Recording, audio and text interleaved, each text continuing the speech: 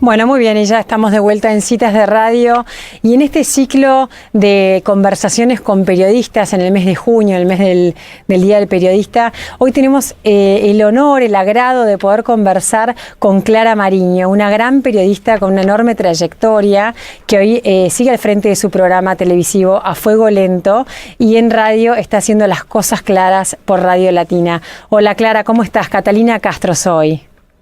Muy bien, Catalina, un gusto en escucharte. Muchas gracias, Clara. Estoy acá junto a Elisa Peirano. Y bueno, se nos ocurrió en Citas de Radio conversar a lo largo del mes de junio. Hola, ¿me escuchás, Clara? Sí. Creí que había perdido tu voz. Bueno. No, te comentaba que estábamos en este mes de junio queriendo conversar y llevar a la audiencia la voz de los periodistas, pero desde el lado no de la información que ellos dan, sino desde el costado humano, de quiénes son, quién es la persona atrás del periodista. Y nos interesaba mucho tu perfil, una mujer que hace muchísimos años que está en este oficio, Clara. ¿Cómo arrancaste? ¿Cómo empezó tu pasión, tu gusto por este oficio? Mira, vos sabés que cuando tenía alrededor de 14, 15 años, se me cruzó por la cabeza muchas carreras, ¿no? Pero lo primero que quise hacer en mi vida es ser nadadora olímpica. ¡Nadadora! ¡Qué bien! Nadadera y además olímpica. Quería hacer, no sé, se me había metido en la cabeza de competir en las Olimpiadas. Sí. Y porque a mí me encanta el deporte. Y después pensé en la carrera de letras, filosofía, pero ya estaba destinada un poco al periodismo, porque... Mira, te cuento algo muy gracioso. Cuando los domingos íbamos con mis padres a visitar a mis abuelos, ellos se quedaban charlando, qué sé yo, a la sobremesa, y yo me iba a un rinconcito de la casa de mis abuelos, que era muy grande, tomaba un teléfono y marcaba cualquier teléfono, y yo decía, mire, yo soy de la revista tal, ¿cuál es su película favorita? Porque a mí me encantaba el cine también ya en esa época. Y entonces hacía como 30 llamados preguntándole a la gente para una encuesta que yo inventaba, pero siempre preguntaba cuál es su película o su actor favorito. Y eso me lo recuerda, casi me lo recordaba mamá. Qué bárbaro. Y bueno, y ya ahí estaba un poco la idea del periodismo, así que mira, yo todavía no había cumplido los 18 años cuando ya estaba en la Escuela Superior de Periodismo, y ahora ya no está más. Hice la carrera de 4 años y a los 20, 21 ya empecé a trabajar. ¡Qué bárbaro! Impresionante, Clara. ¿Y cómo ves en todos estos años que llevas al frente de esta profesión, cómo ves el ejercicio del periodismo hoy en nuestro país? Mira, yo creo que el periodismo, como cualquier actividad, viste, no escapa a los grandes aciertos y a los grandes errores que ha habido en la Argentina, no sé, ponele de los últimos 50 años. De todas maneras, teniendo en cuenta lo que estamos viviendo, lo que vivimos hace 24 horas, yo te diría que frente a lo que fue el autoritarismo, ¿no?, de un gobierno que llegó al poder, como el kirchnerismo, llegó al poder en forma democrática y eso por una elección popular, y eso no lo podés, ¿cómo te podría decir? Criticar, porque llegaron a través de los votos. De hecho, Cristina Fernández de Kirchner sacó el 50 y pico % de los votos. Lo cierto es que la primera línea de resistencia frente a ese autoritarismo, frente a la corrupción, fueron, por un lado, el sector agropecuario, con la famosa 125, que creo que fue la primera rebelión que enfrentó el kirchnerismo. Y después estuvo, más que del lado de la política, estuvo del lado de los medios. A mí me parece que ese enfrentamiento que se dio y que después, viendo lo que estamos viendo en las últimas horas, creo que ahí el periodismo cumplió una gran función. Yo no creo que esté todo mal de un lado y todo bien del otro, pero creo que, más allá de nuestros errores, en esta etapa creo que el periodismo ha cumplido una función realmente que tiene que ver con su responsabilidad. Sí, tal cual. Y ahora, yendo también al periodismo en los últimos años, ¿vos has vivido alguna época donde hubo dentro de los periodistas también mucho enfrentamiento por cuestiones ideológicas o políticas? No como en esta etapa, no como en esta etapa, porque viste esta dinámica que le ha hecho y todavía le hace mucho daño al país del amigo-enemigo, ¿no? Que está fundamentada, no sé, en pensamientos autoritarios de mitad del siglo XX, y que inexplicablemente incorporó la Argentina con cierta ferocidad. Yo te digo, me he enterado de muchos periodistas que se dejaron de hablar y de saludar justamente porque uno era kirchnerista y el otro no lo era. Lo cual me parece que desde el punto de vista del ejercicio democrático implicó un retroceso. Total. Si vos al que piensa distinto lo ves como un enemigo, es un retroceso democrático. Claro. Y eso estaba pasando en la Argentina, y ojalá entendamos que se puede pensar de manera distinta y al mismo tiempo formar parte de un proyecto común, que creo que es lo que le falta a nuestro país, ¿no? Clara, buenas tardes, soy Elisa, ¿cómo estás? ¿Qué tal, Elisa? ¿Cómo estás? Clara, y vos en la producción, por ejemplo, de tu programa de televisión, esta dicotomía que planteabas, ¿te ha pasado, por ejemplo, querer convocar a gente que vos sabías que pensaba distinto y te han dicho que no van? ¿O cómo lo trabajaste desde el punto de vista de la cocina de la periodismo? A mí lo que sí me ha pasado, que algunos me han dicho que no, supongo que porque me detestaban o no les gustaba el programa, y otros, muchos también, y esto también es un dato muy importante, porque tenían miedo de ir. Claro. Porque tenían que pedir permiso para ir a determinados programas, si no, no iban. Claro. Una verticalidad muy marcada, ¿no? Funcionarios importantes o diputados importantes del gobierno anterior, con los cuales yo tenía una relación muy respetuosa, de alguna manera me decían que no, porque no querían arriesgarse en una opinión, y que no, y que esto. Y yo me daba cuenta, y después me enteré, es que no le permitían ir a otros programas que no fueran los que el gobierno les obligaba a ir. Sí, claro, un empobrecimiento total del diálogo social, ¿no? Digamos, que circule claro. la información, las ideas. Clara, y con respecto a vos nos hablabas de lo que estamos viviendo hace 24 horas, que es una cosa que yo decía al aire que estoy estupefacta, no tengo ni palabras ni para describir lo que me sucede con todo esto. ¿Alguna vez en todos estos años vos has vivido algo similar a lo que estamos viviendo entre ayer y hoy? No, mira, hoy estaba repasando algunas redes sociales, ¿no? Y hay algo que me hizo reír. Alguien decía que los kirchneristas son los únicos que van a un convento no para hacer un retiro, sino para hacer un depósito. Sí. Me pareció muy divertido. ¿Sabes? La Argentina, en todas las encuestas e investigaciones de Transparencia Internacional, lamentablemente no medimos bien. Estamos entre los países con mayor percepción de corrupción, y así que la Argentina siempre tuvo lamentablemente una trayectoria de niveles de corrupción para mí inaceptables. Lo que hizo la diferencia en estos 12 años que pasaron es que se había armado un sistema dedicado exclusivamente como una especie de triángulo de las Bermudas para delinquir. Claro. Suena muy fuerte lo que estoy diciendo, porque siempre en todos los gobiernos, yo tengo más de 35 años de periodismo, hubo grandes corruptos, lo sabemos, pero ahora lo que se había instalado era un sistema de corrupción. Sí, un caso aislado, claro.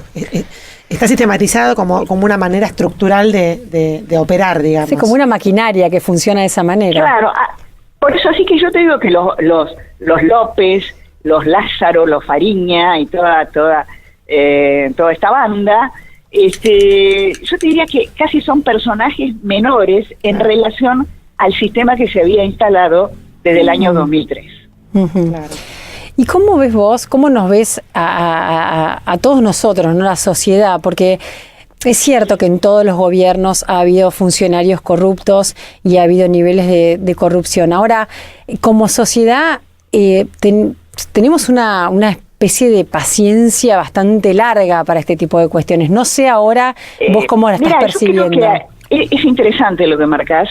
Yo creo que la sociedad, nosotros como sociedad nos tenemos que hacer cargo también de algunas cosas, porque la sociedad argentina ha votado a sabiendas a corruptos a cambio de sentirse bien económicamente. Entonces, si las cosas andaban más o menos bien, no importaba a quién votaba. De hecho, gente que hacía de la ética una bandera, no sé, pienso en Stolbizer o Elisa Carrió, jamás tuvieron posibilidades ni cerca de ganar una elección.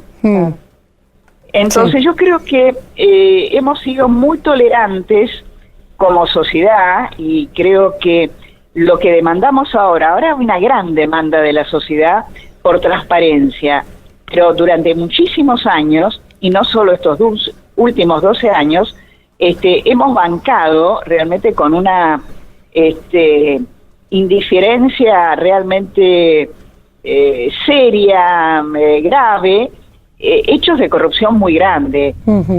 Yo te digo, a veces no solo hechos de corrupción. El caso Nisman, en otro país, el caso Nisman hubiera motivado la renuncia de algunos ministros. Acá no renunció nadie, tal cual. Acá no solo no renunció nadie, sino que estamos en la investigación del caso Nisman, está a ver si va al fuero federal o sigue en el fuero que estaba. Sí, hoy es lo que estamos discutiendo del caso Nisman. Sí, es tremendo, es como una anomia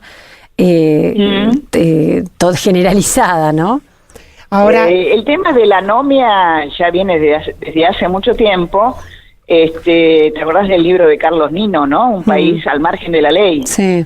Y yo creo que la Argentina, o los argentinos, cada uno de nosotros, tiene que elaborar un proyecto común acerca de algunos valores, y esos valores para mí deberían ser, por ejemplo, la Constitución argentina, y el otro debería ser el respeto a la ley. Totalmente, claro. Pero viste, Clara, que eso nos pasa, o no sé si tenés la misma sensación, esto lo veo yo, nos pasa a todos en nuestra vida cotidiana. Tenemos como una especie de miramos a la ley un poquito de costado, y en pequeñas cosas ni siquiera la respetamos en la vía pública, por decirte las cosas más básicas del respeto al orden, al otro y demás, ¿no? Como que en eso que decís vos de hacernos cargo todos, creo que cada uno, hasta en su vida cotidiana, le falta un poco de respeto al otro y a la ley, con mucha naturalidad, como una cosa institucionalizada, por decírtelo de alguna manera. Claro, es como si la ley fuese una opinión, ¿viste? La cumplo, no la cumplo, me conviene, no me conviene. Y vos ves cuando viajás a otras partes del mundo, que también hoy están llenos de problemas, pero son países o naciones que todavía se nuclean alrededor de algunos valores, y los respetan más allá de el gobierno que esté en ese momento. No sé, en Estados Unidos el otro día estaba leyendo, quizás me voy un poco del tema, pero se respetaba incluso durante los años de la Guerra Civil norteamericana las fechas de votación. Claro. Estaban en guerra civil y respetaban las fechas de votación, que no se cambiaron a través de los años, que es en el mes de noviembre. Estaban en guerra civil y eso lo mantenían.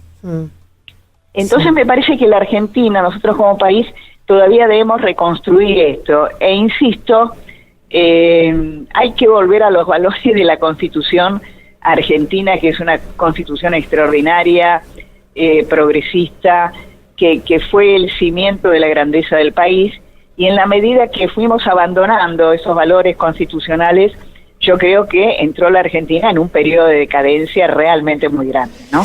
Clara, ahora la sociedad, como decías vos recién, demanda transparencia, pero también no estás percibiendo desde tu lugar de periodista analítica como sos, que hay también como un hartazgo generalizado con el tema de la justicia, que le está pidiendo celeridad a la justicia para que actúe en causas que vienen archivadas hace años. Bueno, vos tocás un tema central. La causa de ingeniero López la tiene la justicia, la tiene Rafecas, si mal no recuerdo, Sí. desde el 2008. Sí. El juez de Giorgi, por ejemplo, que acaba de llamar a indagatoria por sueños compartidos a como a 40 personas, tiene esa causa desde hace muchos años. Entonces acá tenemos un tema central en nuestro país, que es el tema de la justicia y de los jueces. Claro. La pregunta es, yo preguntaría, y ayer Sapsay me decía que no en el programa de televisión, y lo mismo una mujer como Alicia López, ¿están investigando a Lázaro Báez en la dirección que corresponden el fiscal Marijuán y el juez Casanelo? Y ambos me dijeron que no. Claro. Ahí tenemos un problema tremendo. Sí, sí, sí. Que también tiene que ver también tiene que ver con nuestro concepto de la ley, ¿no? Porque realmente es como que de ahí para abajo, ¿no? Es como se degrada todo el sistema judicial. A mí, por ejemplo, judicial. Que Lorenzetti continúa diciendo, ¿no? Porque hay que darle una guerra a la impunidad y todo es como que Lorenzetti, al cual yo respeto mucho, pero cada vez que habla del Día del Periodista y dice, bueno, tenemos que condenar la impunidad, digo, caramba, él es el presidente de la Corte Suprema de Justicia, no es un comentarista del problema. Sí, claro. Y no es el periodismo el que tiene que ocuparse de eso, ¿no? Sí, el periodismo puede mostrar, investigar y dar los datos, pero no es su función. No es su función, y entonces, viste que da la sensación que los funcionarios de algunos jueces, cuando vos los entrevistas, son como que comentan el tema y no se dan cuenta que ellos forman parte del problema y parte importante del problema. Sí. ¿Por qué una causa de corrupción en la Argentina dura 14, 15 años? Claro. No sé, por ejemplo, de la Rúa, por un tema menor en relación a lo que estamos viviendo. ¿Te acordás del tema de la ley Banelco? Sí, bueno, sí. Lo absolvieron hace muy poquito. Uno ya ni se acordaba que existía eso. Tal cual. Las causas de corrupción políticas, yo creo que hay una complicidad, y esto lo tengo que decir, muy clara entre el sector político y el sector judicial, que es cuasi mafiosa. Sí. Está bien. Cuasi mafiosa, te digo. Clara, y volviendo un poco a la práctica del periodismo, ¿no? Vos habías descrito que esta antinomia binaria entre los que no se hablan porque piensan distinto y demás. ¿Cómo se hace para recomponer la práctica periodística recuperando el diálogo social? Mira, yo creo que esto es un proceso. Es un proceso. Yo digo, me da la sensación que esa imagen de este hombre que fue un funcionario, fue nada más y nada menos que secretario de Obras Públicas, tirando bolsos en un convento a las 3 de la mañana, ha sido letal para el kirchnerismo. Si todo un proyecto nacional, popular, un relato que nos hizo creer que el país empezó en el 2003 y antes no existía, tuvo un final casi grotesco, yo te diría, cercano a una película de Quentin Tarantino. Un señor tirando con una ametralladora, y además otra cosa, José López había sido electo, y lo habían puesto ahí, como diputado del Parlasur. El Parlasur, sí. Si no lo encontraban, o si hubiera ganado, no sé, no hubiera cambiado de gobierno, en 2 o 3 años a este señor le estábamos pagando en dólares un sueldo por mes. Sí, que casi no le hacía falta, ¿no? Porque con todo lo que tenía guardado... Es una locura, mirá, como por ejemplo, lo que ha pasado en el sector energético fue devastador, todos lo sabemos. Bueno, el cristinismo había nombrado a Julio De Vido, y todavía lo es, presidente de la Comisión de Energía de la Cámara de Diputados. Pero es una cosa demencial, yo te digo. Y bueno, estamos viviendo, nos asombramos, pero lo hemos tolerado entre todos, empezando por la propia dirigencia política de la Argentina, ¿no? Totalmente. Clara, ¿y cómo ves el rol o el protagonismo de las mujeres en los medios? Mira, yo voy a decir un lugar común, pero resulta que el lugar común es cierto, es verdad. A las mujeres nos cuesta mucho más Todo. acceder a un medio de comunicación, Sí. mantenernos en las tratativas económicas, pero yo creo que estamos avanzando. Hoy ves muchos programas con periodistas muy destacadas, tanto en radio, en televisión, como en la gráfica. Nos cuesta 3 veces más que los hombres, pero ahí estamos y creo que hemos progresado mucho. Y además, me parece que podríamos hacer un correlato, yo te diría, con la política, ¿no? Porque fíjate vos que la política ha tenido en Carrió, en Ocaña, en Margarita Stolbizer, en otras mujeres, en distintos aspectos, liderazgos importantes en la lucha contra la corrupción. Y creo que también en el periodismo, eso no quiere decir que haya mujeres periodistas también poco transparentes, pero también me parece que las mujeres fuimos entre las que más hemos marcado durante estos últimos años algunas cosas que no deberían hacerse. Así que te digo, nos cuesta mucho más, pero yo estoy viendo un avance. Me gustaría que ese avance fuera un poquito más rápido, pero bueno, es un proceso, como todo. Está muy bien, buenísimo. ¿Y a quién admirás de otras periodistas mujeres, Clara? Mira, hay muchos periodistas que me parecen muy interesantes. Me parece que Mónica Gutiérrez es una muy buena periodista. María O'Donnell también me parece que es excelente. Débora Plager.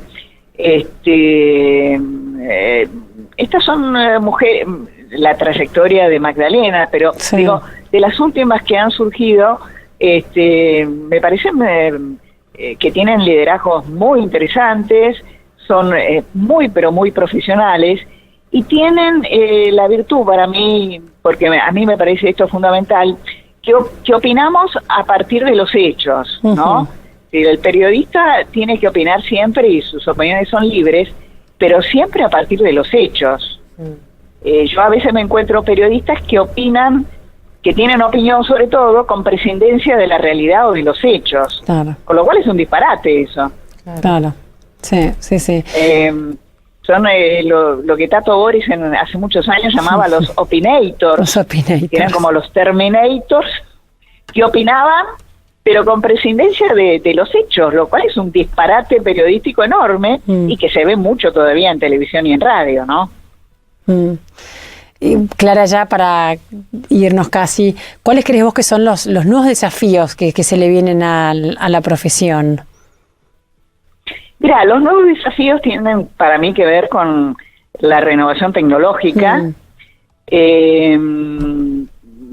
realmente te lleva a tener que adaptarte permanentemente, ya sea en televisión, en radio, en lo que sea, a lo que son los nuevos estilos. Hoy si ves un programa de televisión hoy, ves uno de hace, no de 30 años, de 5 años atrás, te vas a dar cuenta que todos estamos mucho más acelerados.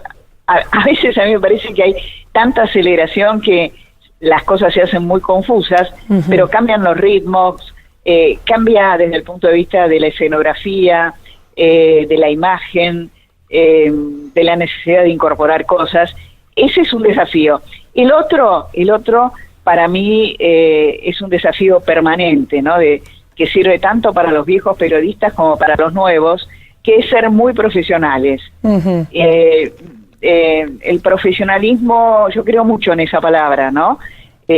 Más que en esa cosa que está tan desgastada del periodismo independiente. Sí, obviamente el periodismo tiene que ser independiente, pero también el periodista tiene que formarse, tiene que saber de muchas materias, y tiene, insisto, porque para mí esto es obsesivo, opinar y tener una visión de los temas, pero siempre a partir de los hechos, de las investigaciones y de tener fuentes confiables, ¿no?